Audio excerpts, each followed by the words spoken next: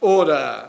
Philip Davis to move the motion. Thank you very much, Mr Bailey. I beg to move that this House has considered International Men's Day, and it's a pleasure to serve under your chairmanship. And can I start by thanking the many colleagues who supported the application for this debate from all parties in the House, and the Backbench Business Committee for finding the time as close to International Men's Day as possible to hold the debate. I'm sorry that the debate isn't in the chamber and we've sort of been put back into Westminster Hall, but that certainly is not the fault of the Backbench Business Committee, Mr Bailey, who had tried to make it happen in the chamber, had actually allocated time in the chamber for the debate, but unfortunately the government didn't allocate that time for the Backbench Business Committee to hold it. So I certainly don't blame them, and I'm very grateful to them for finding an alternative date today. I'd also like to thank, once again, all the very many people who have been in touch with me to tell me their story or to put forward their organisation's point of view. I'm very grateful to them all for taking the time to do that. International Men's Day was actually on the 19th of November, and for most people, I should imagine, it was a case of blinking and missing it. That's why I feel this debate is important. International Men's Day does not get anything like the coverage that International Women's Day receives. And as I've said in previous debates, the International Men's Day's aims are admirable, though their objectives are to promote male role models, to celebrate the contribution that men make, to focus on men's health and well-being, to highlight discrimination against men and the inequalities that men and boys face, to improve gender relations and promote gender equality, and to create a safer world for everyone. And I think it's worth reiterating those aims as they provide focus for what they are trying to achieve. And there is so much that I could say, Mr Bailey, today, that it's very hard to know where to start. As I've said before, there are many areas where I think the plight of men is ignored or minimised, and also where men are certainly treated differently to women. I want to concentrate on the things that I feel need pointing out that perhaps others won't be mentioning in the debate, and that way we can ensure we cover a wide range of subjects in it. And I want to start with the issue of domestic violence. One thing I do want to keep mentioning in these debates is domestic violence and the unrecognised male victims of it, especially as this can sometimes tragically lead to suicide, which has been said during these debates many times before, disproportionately affects men. One message I received which links these things together was from someone who said they had been suicidal in the past. They wrote to me and said, "Thank you so very much for all that you have done for equality by calling attention to men's rights issues. I have only recently discovered the men's rights campaign after seeing a 2011 episode of the US talk show The Talk, in which a majority female panel and audience mercilessly jested at the idea of a brutally violent sex crime in the news purely because it had been committed against a man. To see how that and other things was acceptable made me want to give up. Earlier this year, I was suicidal. I've contemplated it several times before, but have never come so close. Without exaggeration of ego, I can tell you that you have saved my life." Along the same lines as the show I've just mentioned, an episode of Jeremy Kyle was recently brought to my attention. A woman was explaining that her partner had gone to the bathroom and she had discovered he was cheating on her. When he came out of the bathroom, she said that she hit him in the face. The audience laughed, then clapped, and then whooped with delight. This is the reaction of the public to domestic violence against a man. Now, if attitudes need to change, then it's these attitudes that should be at the top of the list. Can you imagine what the reaction had been if it had been a man admitting to hitting a woman in the face? Yet this is not an isolated incident either. There are many examples of these attitudes to male victims of domestic violence, which to me is like everyday sexism towards men. The crime survey conducted by the Office for National Statistics showed in the year ending March 2017, more women than men thought it was acceptable to hit or slap a partner if they had been having an affair or cheated. This paints an uncomfortable picture for those who want to portray domestic violence as purely a male problem. Is it any wonder men are less likely to come forward to be counted and report abuse, especially if this is the social reaction to that violence? One man who contacted me said, "My mental ill health started affecting me as far back as 2010 when I was in a relationship with an abusive ex-girlfriend.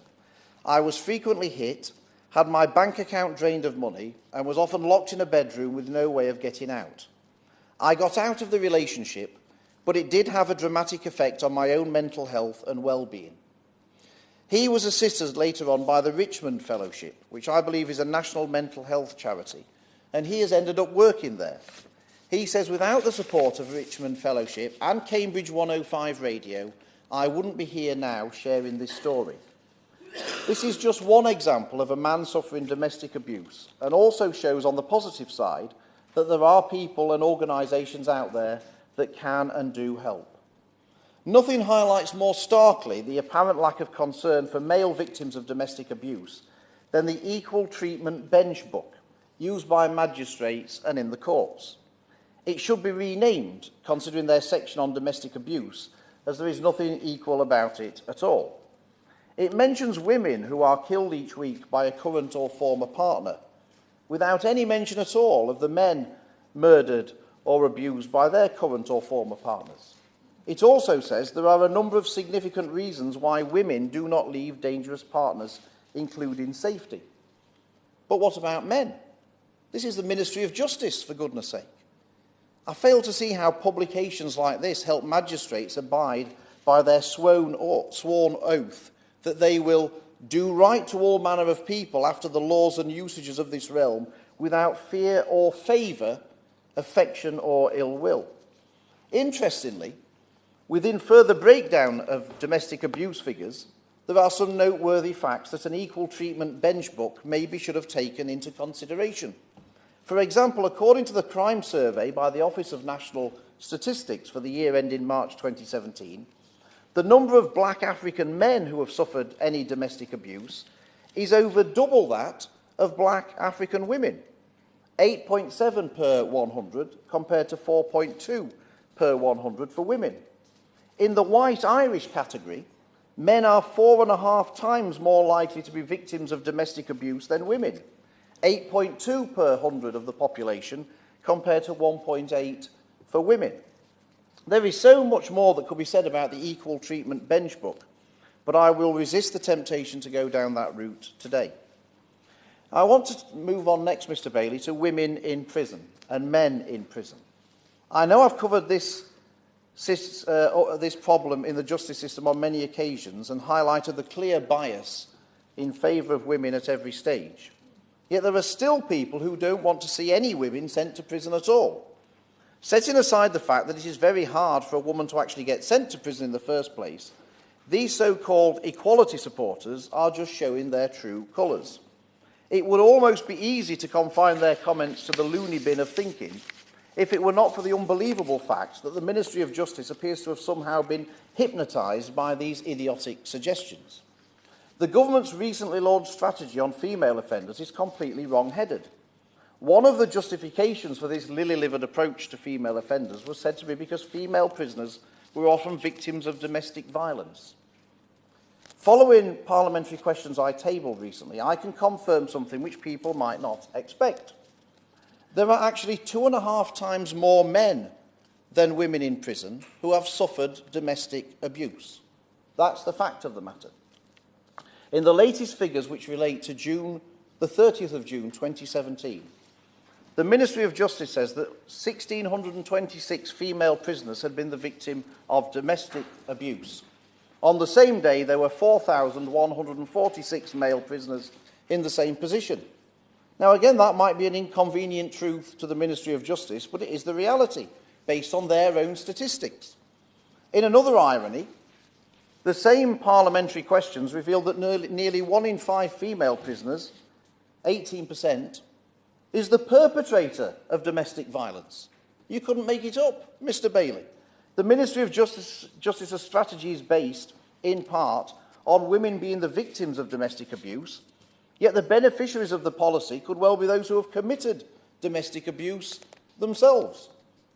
All these noises on female offenders and saying how a different approach is needed to deal with women is all supposed to be in the name of equality. But nothing could be further from the truth. It is one of the most blatantly sexist, discriminatory things that is happening under our very noses. And I should just say, before the Ministry of Justice suggests it, the solution is not letting out male prisoners as well and rehabilitating them in the community to make it a level playing field. It's about making sure that we keep all of these people who are criminals in prison. I also want to touch on male circumcision, Mr. Bailey. Male genital mutilation. According to a barrister's opinion, carrying out circumcision on males where there is no medical need, non-therapeutic circumcision, is a crime under the Offences Against the Person Act 1861, being at least actual bodily harm, if not grievous bodily harm. In 1983, Lord Hailsham, the then Lord Chancellor, said of female genital mutilation, "In the case of a minor under the age of 18, there is no possibility that consent is any defence at all. A minor under the age of 16 is not able to consent to the commission upon her of a criminal assault. Neither parental consent nor the consent of the minor would be any defence at all. And if the parents did such a thing, or instigated such a thing, or participated in such a thing, it would only render them liable to criminal penalties too."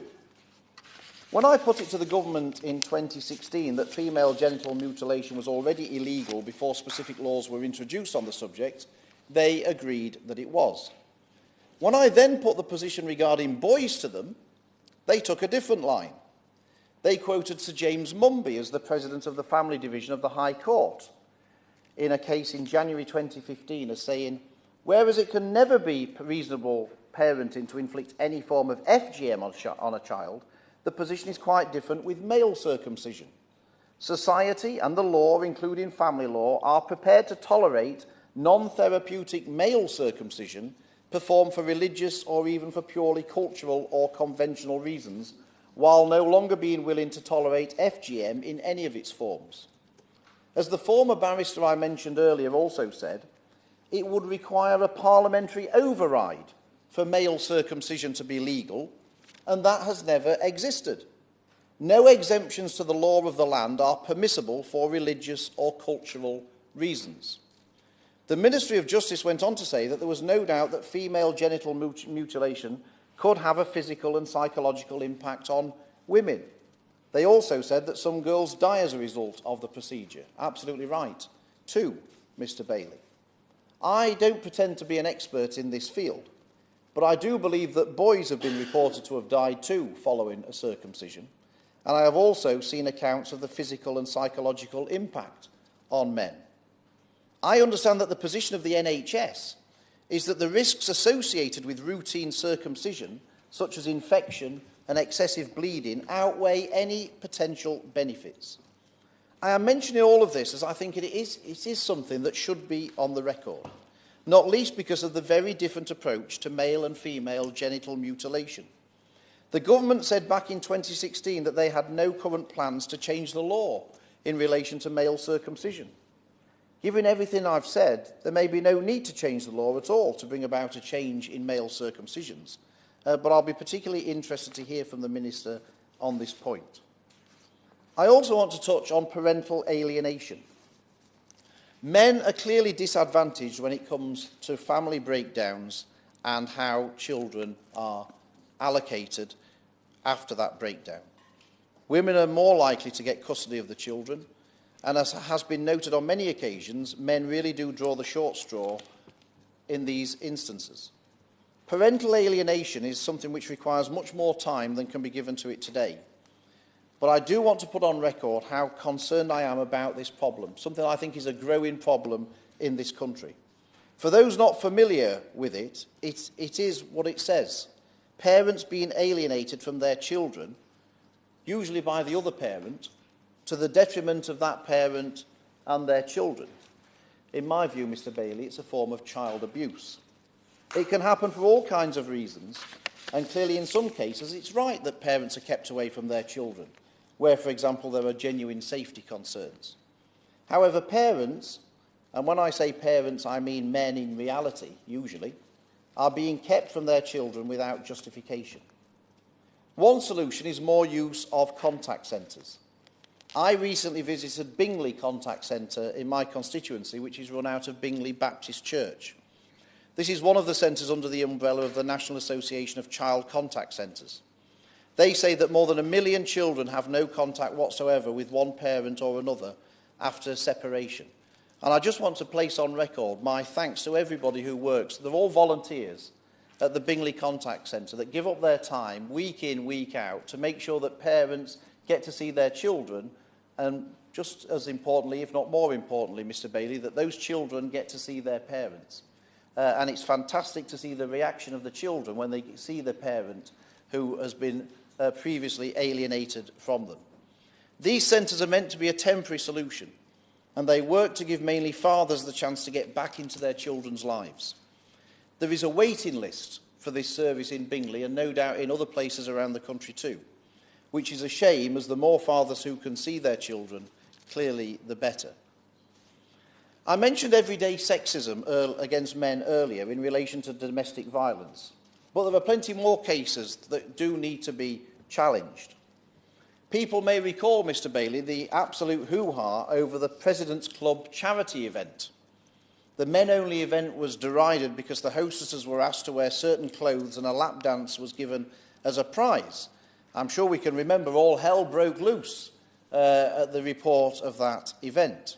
Even the millions raised for good causes, including Great Ormond Street Hospital, was under threat of being returned in disgust. Fast forward a few months, and the Daily Mail featured an article of 11 old ladies who invited their daughters and granddaughters to their nursing home for a performance by hunks in trunks, complete with numerous pictures of male dancers in the buff, no trunks in sight. This was, of course, hilarious and not seedy at all. Women ogling men, women touching men, and these men had far fewer clothes on than the women at the Grosvenor House Hotel for the charity dinner, I can assure you, Mr. Bailey. I will in a second. If that had been a bunch of male pensioners doing that with women with no clothes on, apart from a scrap of material, I'm pretty sure the reaction in the newspapers would have been very different. The papers certainly would not have been reporting the story in such a glib fashion, I am sure. Now, I accept that the events are not totally comparable, but there certainly are plenty of other examples like this of the way we treat men and women differently. Adverts which apparently objectifies women do not do the same for men, it seems. I'll give way to the Honourable Lady. Thank you. I thank the member for giving way. I'm glad at the end of the member's remarks, he has almost admitted that the two situations are not comparable. Does the member not see the difference in terms of essentially forcing women to look and dress a certain way in order to please men as part of their job is essentially very, very different from having a job where your job is to take your clothes off for a living? Well, I'm grateful to the Honourable Lady for that, and I absolutely accept and see the point she makes. I just hope then that when the papers report an event in reverse, as I suggest, that she will say, well, that's absolutely fine, because my point is I don't think that the reports would have been the same if it had been male pensioners doing to women what those female pensioners were doing to the men. But if she's saying to me that she would treat them both exactly the same, that's fine. That's all I ask in this particular instance. I just doubt that that would have been the general reaction. Now, to show how ridiculous some of these things are, Mr. Bailey, I was actually accused of sexism recently, and I couldn't think for the life of me what the person, the lady who was complaining, was even talking about until she explained. I'd sent her an email in response to her message to me following the mass misreporting that I had blocked the bill to deal with upskirting, when in fact, as the Speaker confirmed afterwards, I had done nothing of the sort. I said I was sorry that people just act like a herd without knowing the facts. She tweeted that I had sent her a sexist message. I was dumbfounded, as I couldn't work out what on earth was sexist about that line.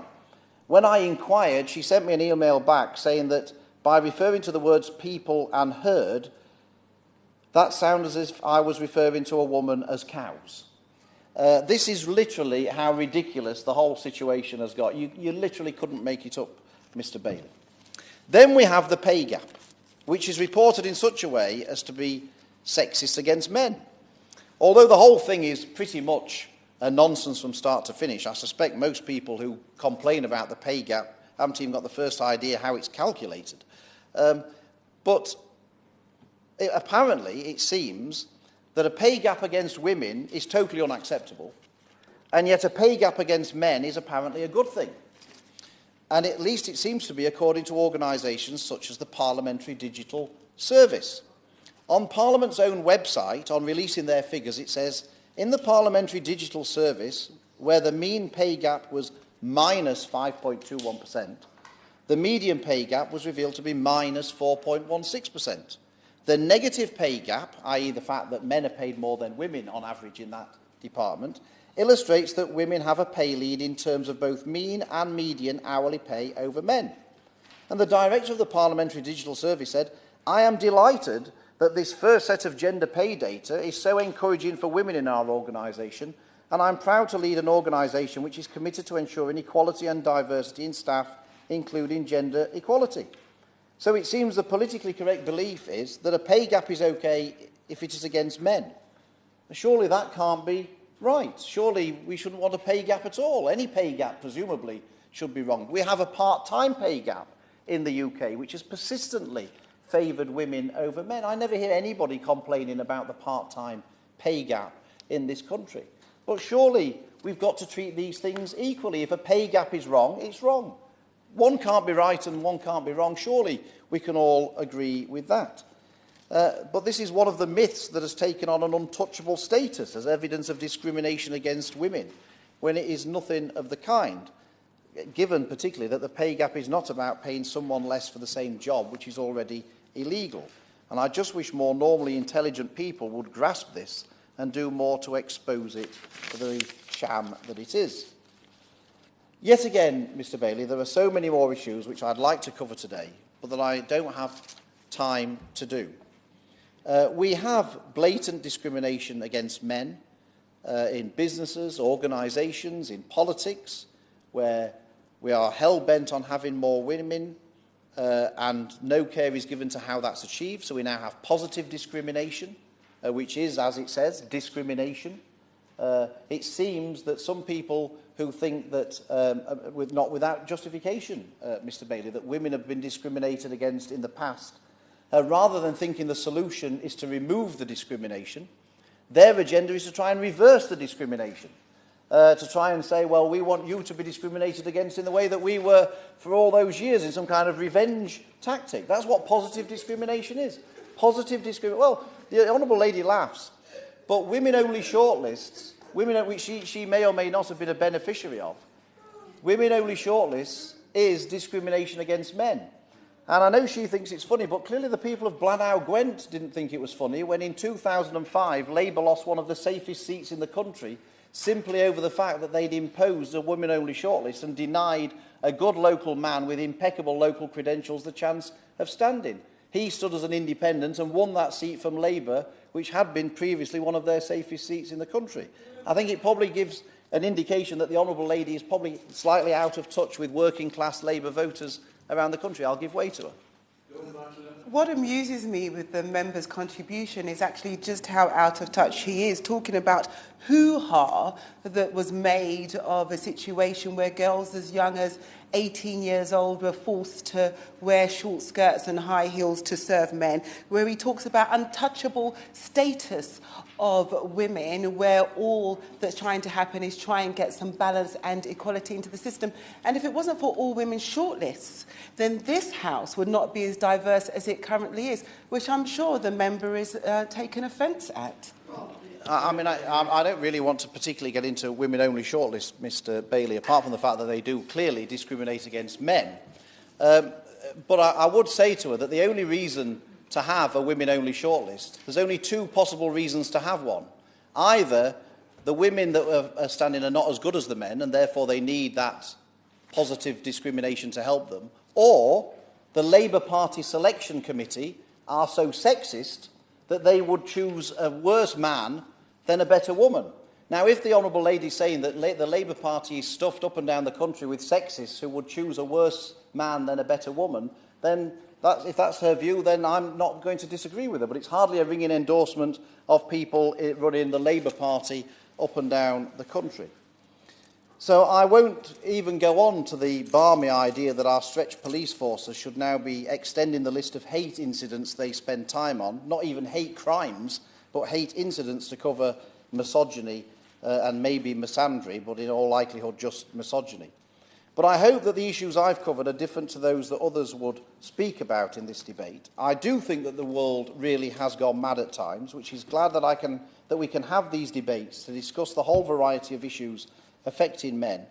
As I've said before, nothing on this I say on this subject should be actually controversial in a normal world, yet people who have read or seen things may get the impression that I've somehow been unbelievably controversial in simply asking for men to be treated exactly the same as women. That apparently is a sexist thing to ask, that men are treated the same as women, but I don't think it is. One clear message I would like to go out today, finally, is that men should not feel alone. Whatever their problem, there are people out there who can see your point of view and others who actually help. We politicians are not all blind to these problems that men face, and I hope that men feel reassured that they have a voice in Parliament on all of these issues, and they're not just those who want to speak up to fit certain politically correct agendas. There are also, Mr. Bailey, the vast majority of women out there who agree with this kind of common sense, rather than the politically correct dogma that many people in this House give them, claiming to represent their interests. And together, I hope we can make this country a better place for men and women to live together equally, happily, and being treated the same and not being treated differently simply because of their gender. The question is that this House has considered International Men's Day. Before I call the next speaker, can I make it clear that I want to call the front bench spokesperson at 4 o'clock? So you can do the arithmetic as well as I can. If all speakers on the back benches would take that into consideration, I would be grateful. Marianne Fellows. Thank you, Mr. Bailey. I'm afraid my arithmetic is obviously not as good as yours. I have a fairly short speech, and I'd like to say it's a pleasure to serve under your chairmanship, and I'd like to say it was a pleasure to follow the Honourable Member for Shipley. It's good to know that his sense of grievance is alive and kicking. International Men's Day, according to the UK website, says this day, and I know it was earlier this month, but we're now debating it today, provides a fantastic opportunity for highlighting some serious issues affecting men and boys and their well-being, making a difference to men and boys' lives, celebrating men and boys in all their diversity, and having some serious fun. This day is overseen by 6 volunteers who are involved in a range of British charities and academia, and I, and indeed all of us, should be grateful to them for the hard work that has gone into this day. I want to start by highlighting one of the serious issues affecting boys and men, the issue of mental health and well-being. There have been many suicides within my constituency of Motherwell and Wishaw in the past year. As a community, we felt helpless, frustrated, confused, and looked for someone to blame. The ripple effect on our communities has been and still is traumatic. Many departments and agencies have supported our communities, and I want to take this opportunity to thank you. I should say that all of these suicides were of young men. I know from meetings at Chris's House, FAMS, Families Against Suicide and Murder, the Scottish Association of Mental Health, and North Lanarkshire Council Suicide Prevention Team, there is so much proactive work already being carried out against suicide and around suicide. The big question that remains unanswered is why? Why do so many young men especially choose to end their own lives? Unfortunately, it's the nature of suicide itself that many questions remain unanswered. We do know that deprivation, life traumas and mental illness can be key factors, but not everyone is known to agencies before attempting or completing suicide. We also know that men aged 34 to 54 are more likely to complete suicide. This may often be due to men being less likely to talk about their feelings and mental health. This age group is most likely to suffer relationship breakdowns that result in decreased income, paying child maintenance, turning to drugs or alcohol, which can lead to the stigma of unemployment or homelessness. Scottish Premier football team Motherwell Football Club wear the suicide prevention logos on their shirts. Players have made a video to encourage men to open up and talk about their feelings. Suicide prevention helplines are displayed throughout the stadium. As MPs, we need to speak openly about these issues and encourage our constituents to do the same.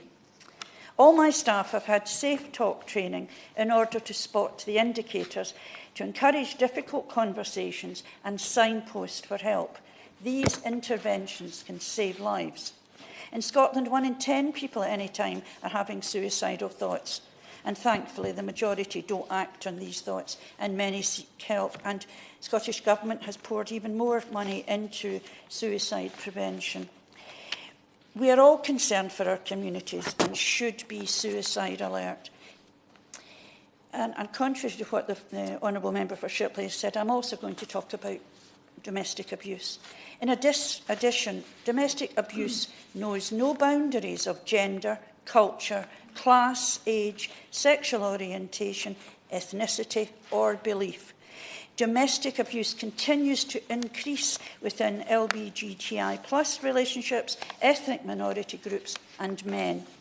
It remains under-recognised, under-acknowledged and underfunded within these communities. In my constituency, I work with Sacro and Fearless, both of which have received lottery funding. And Fearless reaches out to those people who are less inclined to access domestic abuse services. It offers practical support to access a range of supports, including housing, health services and support appropriate to inclusion within their communities. Fearless recognises that men too are increasing victims and survivors of domestic abuse. And I want to put on record here my thanks to Nikki Beardsmore and her team for their work in this area. Male role models are so important to young men and boys. Not everyone is as lucky as my 2 sons were. It was the greatest tribute to his father that he could have given when my younger son said that his father's legacy was how Dad brought up his 3 children and that he wanted to do the same with his family.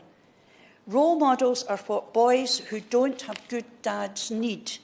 That's why it's so important that men in public life, even and especially for first-class sportsmen, to take cognizance of the fact that young men and boys adulate and mimic their behaviours.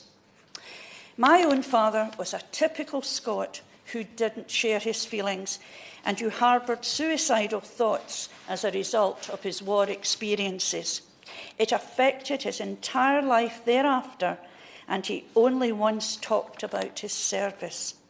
We need to break away from this stereotypical male buttoned-up approach to mental health and our emotions. Men need to be more like women. Last Saturday, I hosted an evening with some girlfriends. We met at 6 and we were still talking at 11:30 when male drivers arrived to pick up their partners. We discussed our health, children, our experiences of work. I, of course, don't have a proper job. I'm more of an object of curiosity to those friends who have known me a long time, and they find my status as an MP quite puzzling. My point is, we talked and shared experiences. I got a lot out of the evening, and I hope my friends did too. I know that this close circle will help sustain me through difficult times. For International Men's Day, I hope that many, many men will change the habit of a lifetime and open up to those close to them and enjoy what women have known for centuries. A problem shared is a problem halved. Jeremy Lefroy. Thank you very much, Mr Bailey, and it's an honour to serve under your chairmanship. It's also a great pleasure to speak in this debate, the equivalent of which last year I had the honour of leading, and my honourable friend from Shipley spoke in, and I'm grateful to his remarks and also to those of the honourable member from Motherwell and Wishaw. And I would entirely agree with her that it's extremely important to have that circle of friends. I can recall at a time when I was in business and living overseas, and the business was going through a particularly difficult time, that the opportunity to share that, not just with my wife, but also with other friends, was hugely important, because when you've got the potential weight of having to make people redundant, of difficulties, and you can't see particularly a way out, it's very important to have that. And I entirely agree with what my honourable friend was saying about so many different areas in which we need to see equality. I'm not going to dwell, because of time, on the issues that have already been covered. Suffice to say that this issue of male suicide is something that is incredibly important for all of us to address. It's one might say it's a public health issue. It's much more than that. It's a personal issue. It affects families up and down the country. It affects children. It affects parents. And it affects the wider circle of friends. But what I am going to concentrate on, Mr Bailey, is the fact that it's International Men's Day. I had the privilege of visiting the refugee camp at Calais in January of this year, and saw for myself some of those young people, almost exclusively, but not entirely exclusively, young men who had made their way up to Calais in the hope of reaching the United Kingdom. And speaking to one or two of them, interestingly, one would have thought most of them would have come from the Middle East because of the conflict there. Actually, most of them came from countries like Ethiopia and Eritrea and Nigeria. And what struck me, and something that I've been passionate about for most of my working life and indeed here, is the need, and this doesn't clearly just apply to men across the world, it applies to everybody, men and women, is the need for jobs and livelihoods. We're fortunate in this country that we have a relatively low level of unemployment, even among young people, although it's still too high. I was in Kosovo a couple of months ago to discuss with their government ways in which they could tackle their youth unemployment figure. There it is 60%. And that's a European country. 60% of young people have no job. So I am absolutely convinced that one of the greatest challenges facing the world at the moment is to ensure that young men and young women across the world have the chance for a job or a livelihood. And that is why I have, together with others, tried to form a global coalition for youth employment. I was speaking with the Secretary-General of the Commonwealth, Baroness Scotland, just a week ago about this very issue, because she herself is absolutely passionate about this. And it's not just a question of economic development, important though that is, creating the jobs. It goes right back to education. It goes to primary schools, secondary schools, ensuring that boys and girls have the kind of education in life skills, in training, that enables them to access work and to have a livelihood in the future. And as I say, it applies both to boys and girls, young men and young women. But I would say even more, because of so much of their identity, so much of a young man's identity is invested in his work as well as in his family. It is absolutely vital for them. So I want to challenge not just our government, not just our country, but I want to challenge global organisations and indeed national governments across the world to take this issue seriously. Some of them are doing it. Unfortunately, an awful lot of them are not. They're just concentrating on the needs of perhaps the better off in their country.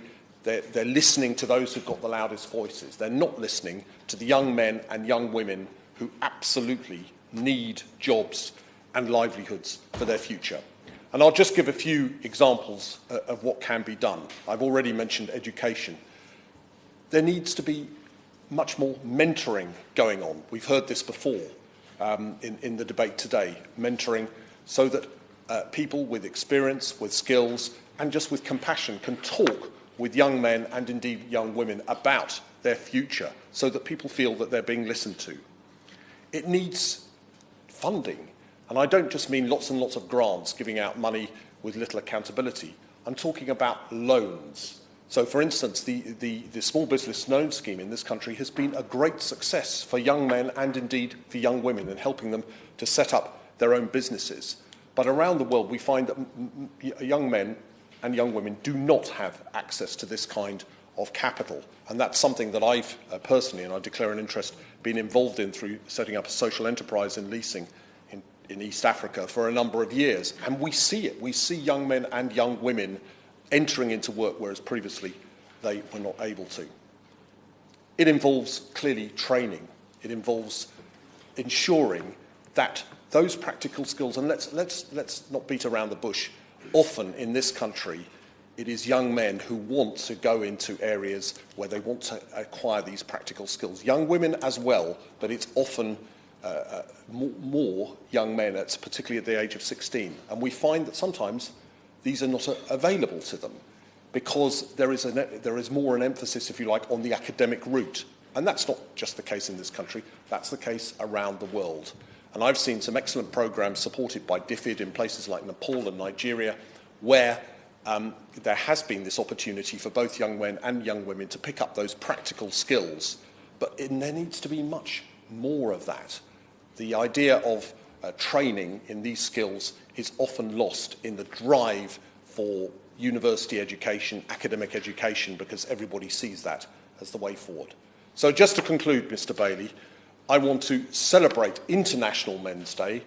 I want to celebrate the role that young men and boys, as well as young women and girls in this country play, but also let us remember that this is something that we need to address internationally and encourage countries across the world to celebrate this day and celebrate the role that equality for boys, girls, young men and young women can play in their development.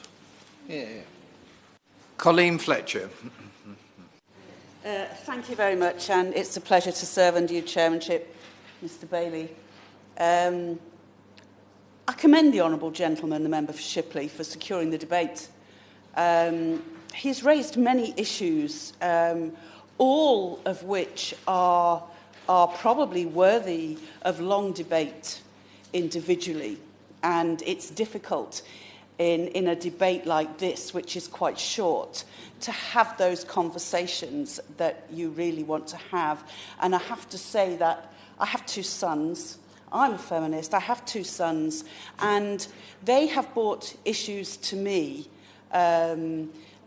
while they've been growing up, and we've always talked about equality, and just a couple of those are, and we're going back some years now because my sons are in their early 40s, but so we are going back a generation here. But I remember one coming home from school and saying to me, it's not fair, the girls have a special room where they can go at lunchtime and boys don't have one. And this was a room that girls who maybe had their monthly period, weren't feeling too well, were allowed to go and have some quiet time in case they were feeling unwell or, you know, other issues had arisen. And I tried to explain this to them, and it's, I mean, I have to say that now, you know, if people aren't feeling well, whether they're boys or girls, they should have a room where they can sit down quietly. So that is just sensible. But yes, it did happen.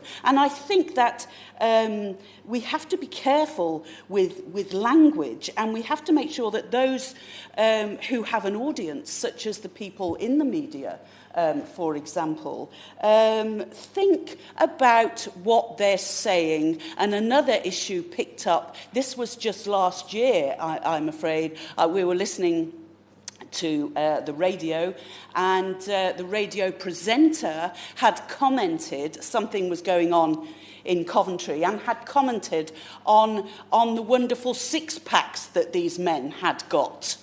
And my son was appalled, and he said, what if that was a man on there talking about what big breasts someone had got, or, you know, and he was, and I think we do have to be careful with the language that we use, especially in the media, in newspapers, although we can't often control what happens there, and people will always read what they want to read.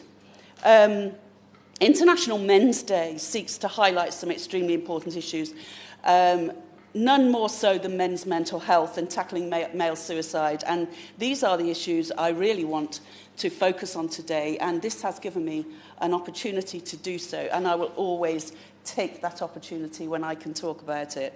Last year, suicide rates among men in the UK were at their lowest for more than 30 years.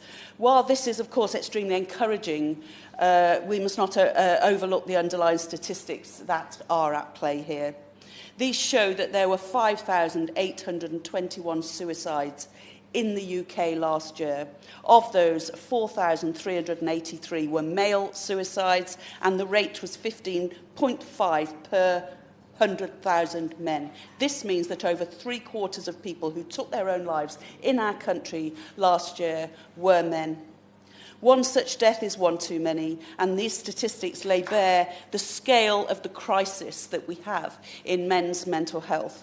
They also highlight how essential it is that we continue to target expertise and resources at understanding the causes of male suicide and trying to prevent it. So why is suicide such a highly gendered occurrence? We know that mental health issues can affect anyone and can be caused by a number of factors, including bereavement, unemployment, finance and debt issues, family and relationship problems, as is already said, social isolation, low self-esteem, drug and alcohol issues, and many other personal factors. It's not that men are necessarily more susceptible to these mental health triggers. It's more that societal expectations have shaped men's behaviour in relation to how they deal with, or more accurately fail to deal with, their emotions, feelings and well-being when confronted by them. The malign influence of masculine conditioning, which shapes the way men are brought up to behave, and the roles, traits and behaviours that society expects of them, demands that rather than talking about their emotions and how they feel in times of difficulty or crisis, men should instead be silent, manly and strong. This social and emotional disconnectedness simply adds to men's vulnerability and contributes to a higher incidence of suicide across the male population. So how do we tackle this problem? Part of the answer, I think, is to reduce the stigma around men's mental health and to encourage men to open up and seek help when they're struggling and when they feel in despair. In Coventry, that encouragement and those conversations are being initiated by the award-winning Mental Health Awareness and Suicide Prevention campaign. It takes balls to talk. This is the brainchild of mental health nurse and my constituent, Alex Cotton. The campaign is a public information programme targeted at male-dominated sporting venues across Coventry and Warwickshire, which uses sporting themes to raise awareness of mental health support services and seeks to reduce male suicide by encouraging men to talk about their feelings. Since its launch over 2 years ago, It Takes Balls to Talk has played a vital role in breaking down the barriers that prevent men from initiating conversations about their mental health and well-being, and from positively engaging with mental health services in my local area. Targeted initiatives like this promote positive mental health and really do make a lasting difference, which is why I'm extremely proud of what this campaign has achieved so far and of the work it does across my city and across Warwickshire, and it is why I support it wholeheartedly. I want to conclude by encouraging any men affected by a mental health issue not to bottle it up. Wise words for anybody, really.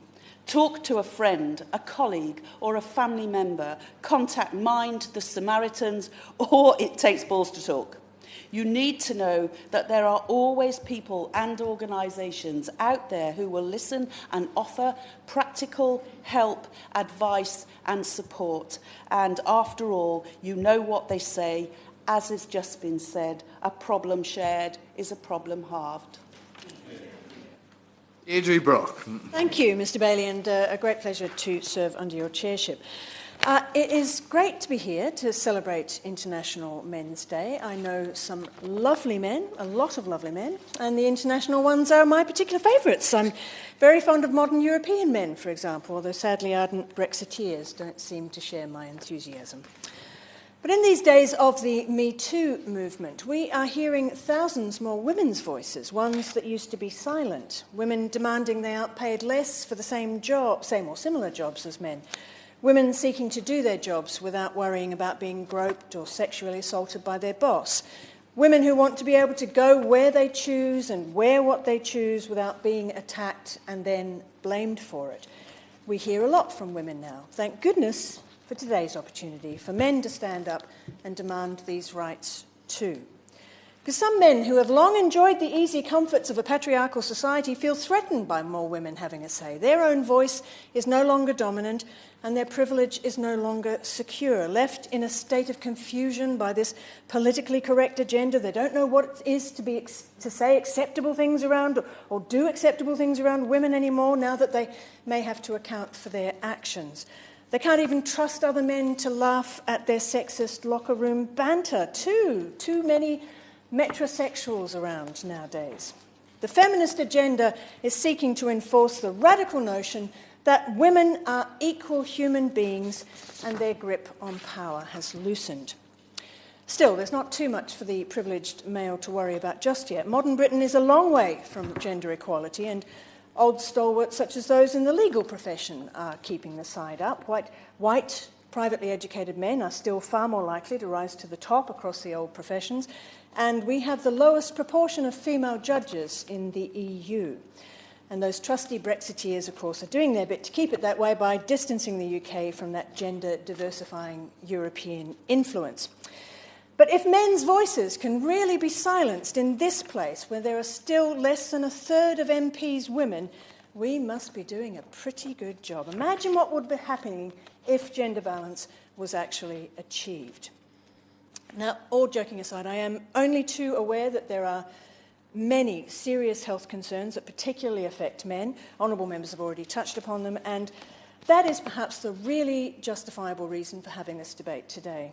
These are issues that deserve to be thoroughly scrutinised and action taken to tackle them. Things like increased risk of alcoholism, earlier mortality, and those very alarming suicide rates amongst young men, to name just a few. Anyone really determined to improve the stats, though, might be interested in the findings of a recent report from the World Health Organization. After studying the figures for 41 countries, they found that the places with greater gender equality were also the places with better health outcomes for men. In the most equal societies, measured by factors such as women in leadership positions and educational attainment, the risk of depression amongst men was halved. There were lower suicide rates and a 40% reduction in the risk of a violent death. So it's official. Feminism is good for everyone. But it's not some innate biological differences that cause the different problems that men struggle with, anatomically specific issues aside. It is societal pressures. The intense nurturing of a narrow, stereotypical idea about what men should be and how they should interact with women is difficult for many men and damaging to their health as much as it is to society. The more macho cultures encourage heavy drinking, for example, linking it to increased status and power in a group. Speaking out about feelings, on the other hand, as has been already commented on, is discouraged. There are no simple solutions, Mr. Bailey, but society is shifting, and diving back into the heavily gender-rolled world of the 1950s is the opposite of what needs to be done to improve matters. We must untangle masculinity from the toxic forms that have become so prevalent and let men and boys breathe a little more easily. So for International Men's Day, I think the best thing we can do is to stand together in support of feminism and equality, because it is good for men's health. When women's voices are speaking out for parity of the sexes, they are speaking out for men too. Patricia Gibson. Mr Chair, and it's a pleasure to sum up for the SNP in this debate, and I want to thank the Honourable Member for Shipley for his very comprehensive opening. International Men's Day is indeed a significant date on our calendars, even though we're a wee bit late with the debate from the 19th of November. But this annual international event is celebrated in over 80 countries, including the UK, of course. Inaugurated in 1999 in Trinidad and Tobago with backing from UNESCO. The theme for 2018, of course, is positive male role models, with the UK theme for this year being making a difference for men and boys, and how we can give men and boys better life chances, as set out by the Honourable Lady for Motherwell and Wishaw. And we've heard much today about why International Men's Day is so important. The Honourable Member for Shipley and indeed the Honourable Lady for Motherwell and Wishaw set out starkly the taboo of men who are victims of abusive domestic relationships, and that's a silence we need to break for both men and women. We've heard about the fact that the biggest killer in the UK, in young men across the UK, is suicide. So it's extremely important that men and boys alike can access the support they need, and we've heard much about that today. It's also important that young men and young boys have positive role models to inspire them, not just famous celebrities or sports people, but people within their own families, their own communities, people who are in their own orbit, living good, decent lives. And to that end, I would suggest we need to continue to encourage men to enter the primary education sector as well as the secondary education sector. International Men's Day must be a far-reaching, a big conversation, celebrating the contribution of men to our families, to our communities, to our country, as well as working to ensure that men are more willing to talk about their hopes and fears, to take more care of their health and well-being, and do more to remove the stubborn stigma that still persists around mental health issues, to continue the conversation that it's okay to struggle and it's not a sign of weakness for a man to ask for help. And it's also about ensuring that it is clear that equality progressing for women does not in any way seek to take anything away from men, who are, after all, half of our population. As the Honourable Lady for Edinburgh North and Leith has shared with us today, more equal relationships between men and women would appear to have better health outcomes for men. Now, much has been said today about the suicide male epidemic, and I think it's not an overstatement to call it an epidemic. And the falling behind of young men and boys in education is also a challenge. We also understand the challenges faced by fathers as new parents, or fathers separated from their children, as outlined by the Honourable Member for Shipley, as well as a range of other challenges we've heard about today. And I don't think there's any doubt that men feel under pressure to fit roles and behaviour that society has traditionally defined as masculine, not showing feelings, to seem strong all the time. And this, as we know, can lead many men into despair and even damage their mental health, as the Honourable Lady for Coventry North pointed out. And that's a culture we need to change, because it doesn't help men, it doesn't help anybody. Men have a shorter life expectancy than women, on average 4 years shorter, and while this gap is decreasing, it is decreasing pretty slowly. Men also have a higher incidence of heart disease, stroke, diabetes and obesity. They are 14% more likely to develop cancer than women and are 37% more likely to die from the disease.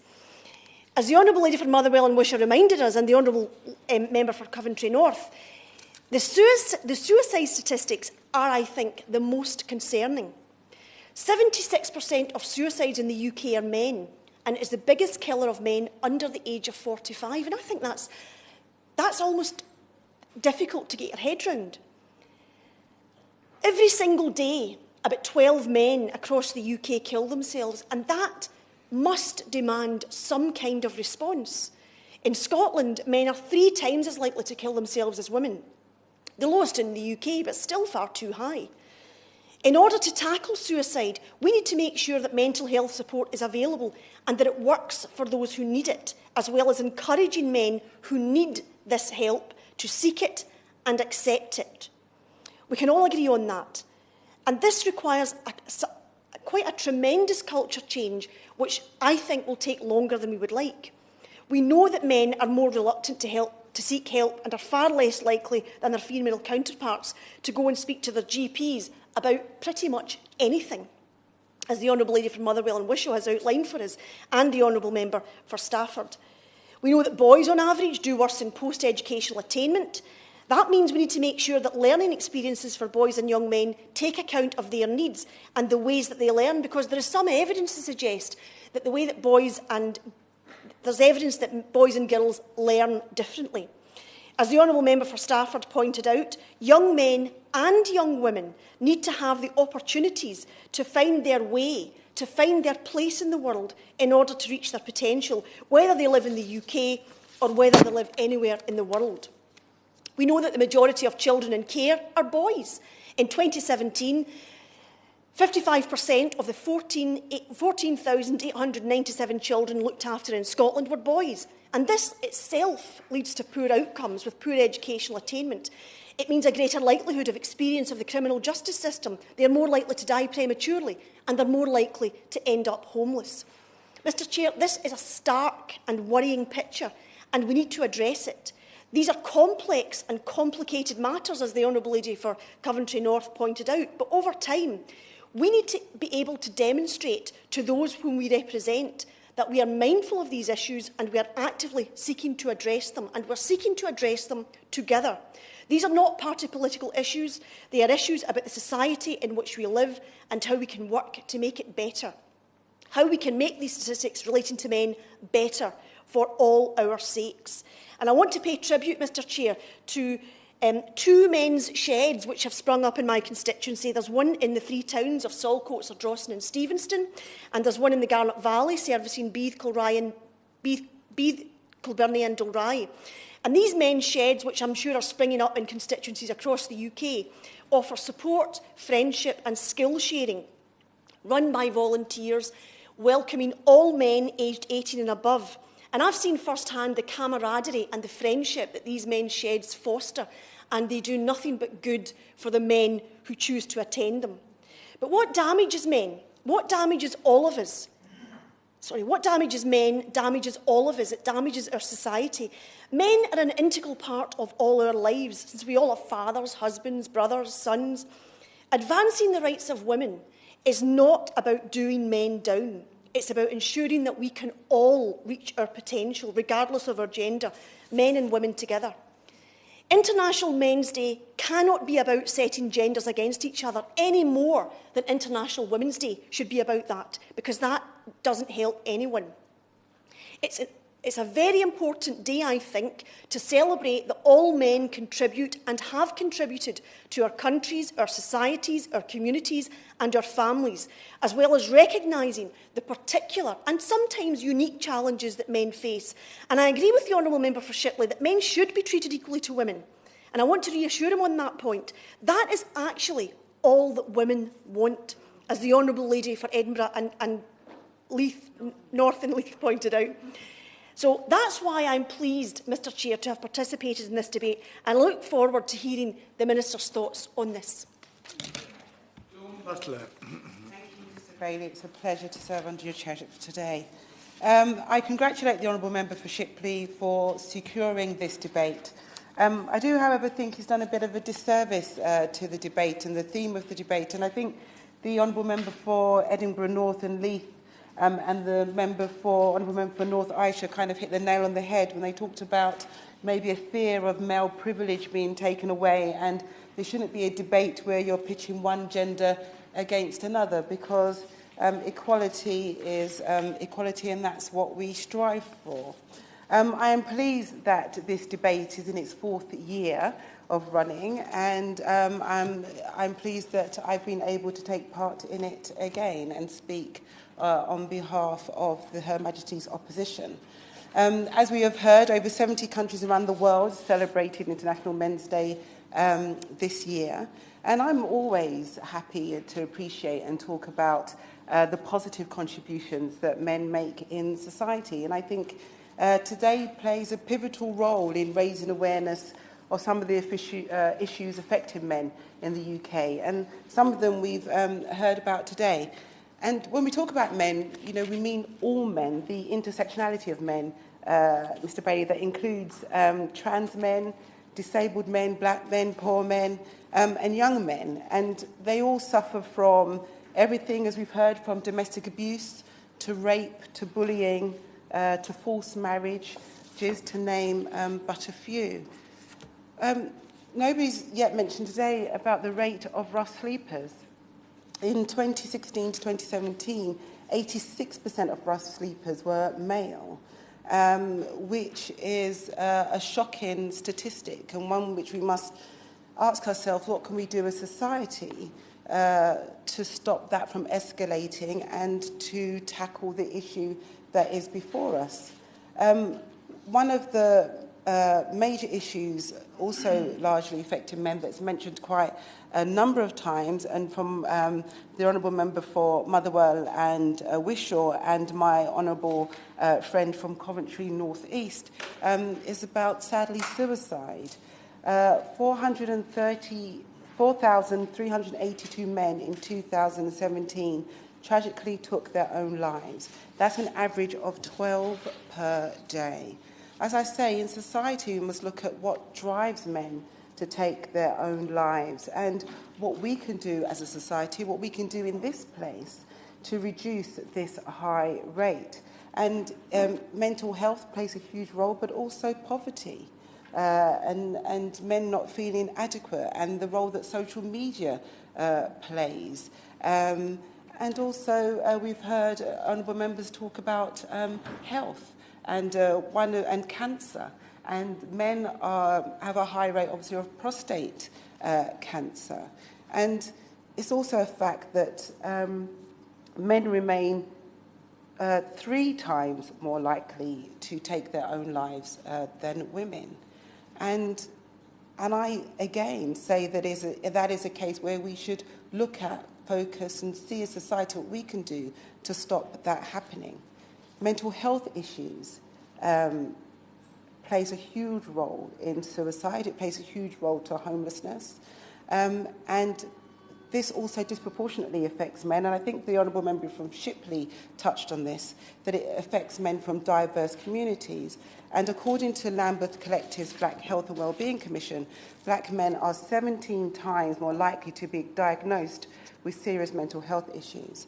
Now, there are other issues pertaining to that around institutional racism when mental health is diagnosed and the over-medication of black men, but it doesn't negate the fact that a high proportion of black men do suffer from mental health issues.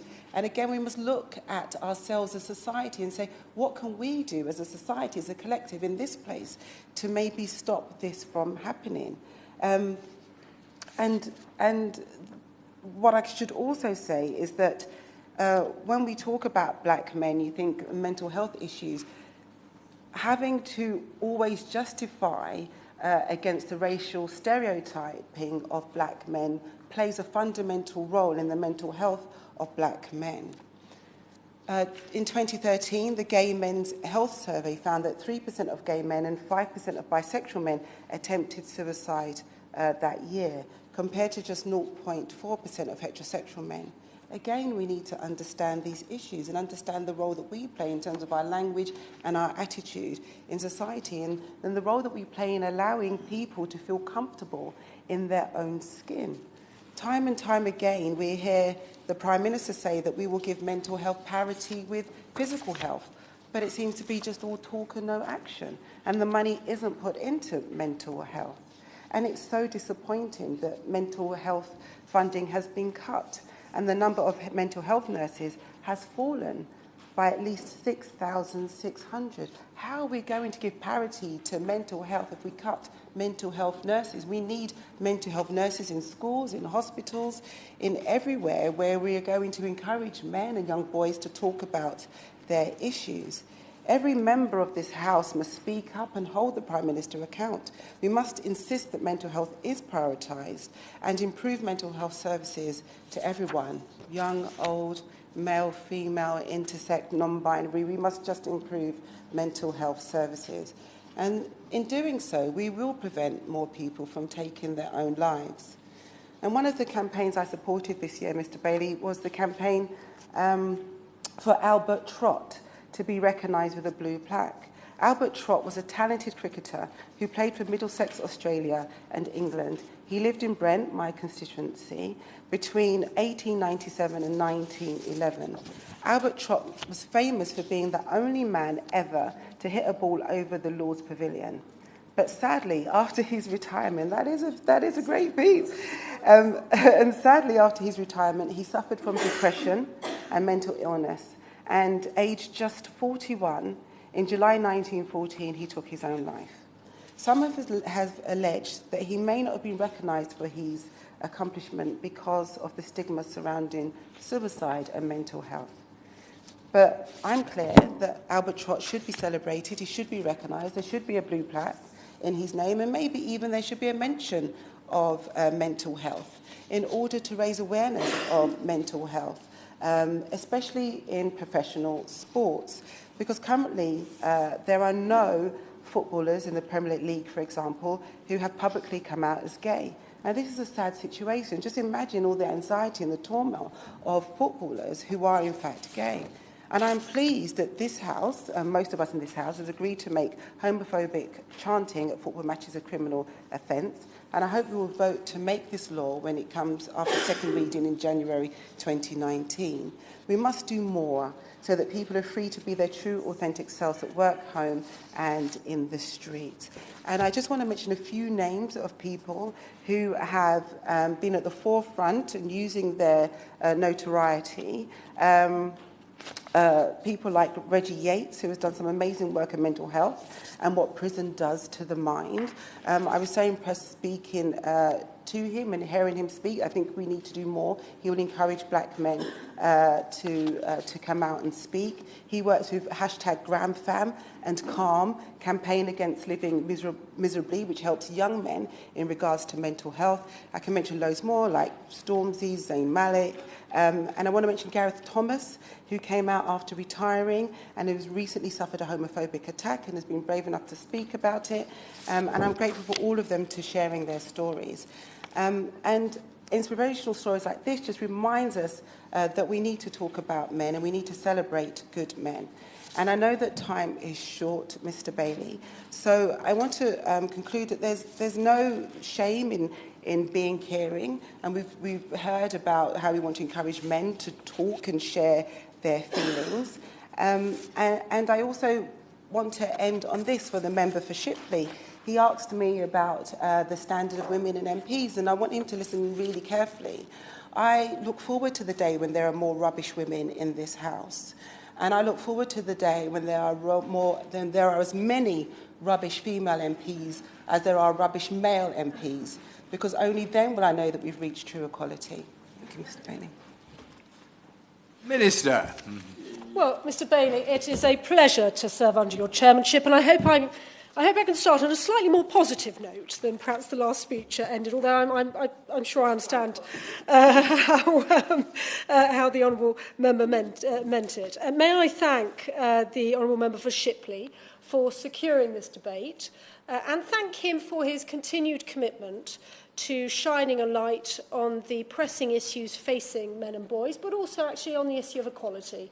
Because I know, having observed him in the Justice Select Committee and in the Women and Equality Select Committee and in the Chamber, that it is a striving for equality that motivates him, and occasionally the way in which he spreads that message, with which I'm sure we all agree, may attract attention in ways that perhaps other members may not express themselves. Nonetheless, he does it in a way that shines a light on it. And he's also, if I may say so, an extremely efficient speaker because I counted at least 7 huge topics that he raised in his speech, and I hope he'll forgive me if I don't address each and every one, and I will, of course, write to him on issues that I don't cover.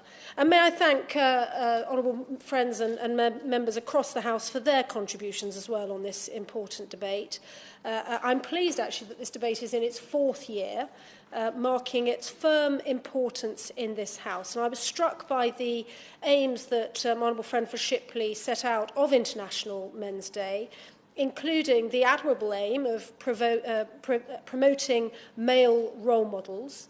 And this was a theme that the Honourable Member for Motherwell and Wishaw, I think, spoke very movingly about and shared with us the incredibly important legacy of her husband and her son's thoughts on that. And of course, celebrating men is another aim of the day. And my honourable friend for Stafford gave us an international perspective, which, with all the work that he does across the world, helping the most deprived communities and trying to spread equality and fairness across the world, I'm particularly grateful that he was able to contribute in that way in this debate. And of course, the aim of promoting gender equality is also an important part of International Men's Day, and I sense from all the speeches today that we are all united in that aim. We know that rigid gender stereotypes can and do inhibit people's choices and aspirations, and when this happens, we know that capable young boys and men can be held back from reaching their potential and, more widely, from becoming the positive role models that they can be. And the Honourable Member for Edinburgh... North Ayrshire, forgive me, and Aaron, forgive me.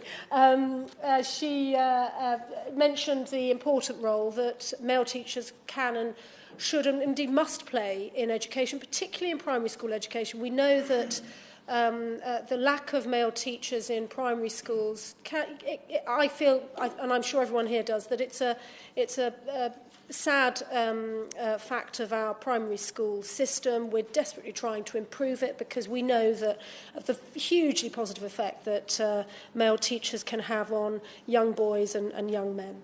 And it's crucial, I think we all believe, that we work together to champion gender equality in business, in politics and in our communities, because creating a more equal society in which everyone can participate and thrive benefits us all. Now, my honourable friend for Shipley asked during his speech that men are treated equally to women. And I'm tempted to say with a wry smile on my face that I wonder whether men would like to constitute less than a third of board-level roles as women do at the moment, which is why we have the Hampton-Alexander Review, not because we're trying to push men out of boards, but because we're trying to ensure that women are recognised in the workplace and achieve the same potential that they have if they're on merit in the highest levels of business. But quite rightly, honourable members focused on, I think, probably the most pressing issue facing men and boys in the 21st century in our country, and that's the issue of mental health. Because this, we know that, as we've heard very sadly, rates of suicide amongst men is much higher than amongst women. And we know that suicide is the leading cause of death in men under the age of 50. And colleagues have already set out some thoughts as to why that may be, and I'm sure people agree that we need to do more to try and ensure that men feel comfortable and able to talk about their mental health needs. And that's not just a point for us in this place to discuss, but I think it's a societal change that needs to happen. And we want to, as a government, try to push this forward and achieve parity of esteem for mental health. And we are doing this in a number of ways, including investing more than ever before in mental health, with spending estimated to have increased to 11 or just under £12 billion, and introducing the first waiting time standards for mental health to ensure more people get timely access to the treatment they need. The 5-year forward view for mental health will ensure an additional investment of £1 billion by 2020-21, and an extra 1 million people will have access to mental health services. And there's additional investment to improve mental health crisis resolution services in the community, to improve perinatal mental health, and to ensure that there are liaison mental health services in general hospitals to support people in a mental health crisis. Many excellent organisations have already been referred to, including CALM, Time to Change, and Men's Health, and Men's Sheds, and so on. And these are all organisations that are helping men and boys in our constituencies make contact with each other, reach out, and I hope deal with some of their problems. We know that, of course, when we talk about mental health, of course, colleagues have also raised the issue of domestic abuse. And may I make it very clear that everyone deserves to feel safe at home. The idea that someone lives in home, they live in a home where home for all of us should be a place of safety, it should be a place of kindness and a place of love. And we know that domestic abuse can happen regardless of gender, regardless of wealth, background, geographical location, and so on.